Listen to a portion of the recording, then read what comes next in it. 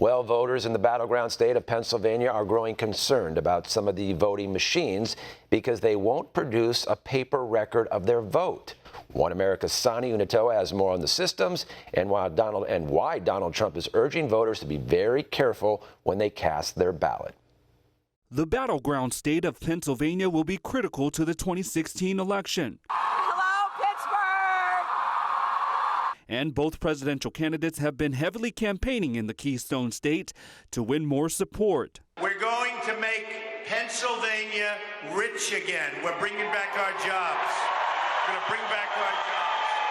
However, some voters across the nation are concerned about fraud when they go to cast their ballot on November 8th. I don't feel confident about it at all. I don't feel confident about my government. The polling places, you're going to have some corruption. Dead people are going to vote. Pennsylvania in particular is one of several states that uses some voting machines that leave no paper record of your vote. And because the machines leave no paper trail, it would be difficult for officials to count the votes if there are any discrepancies or evidence of a rigged system, as Donald Trump has warned. And I'm telling you, November 8th, we better be careful because that election is going to be rigged. And I hope the Republicans are watching closely or it's going to be taken away from us. Government officials have also warned state election systems have been targeted by foreign hackers.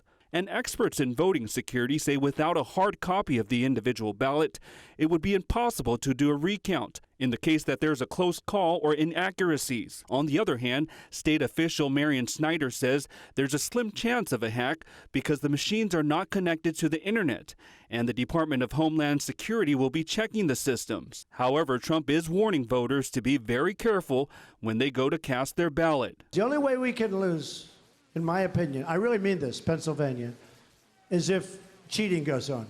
Sani Unutoa, One America News.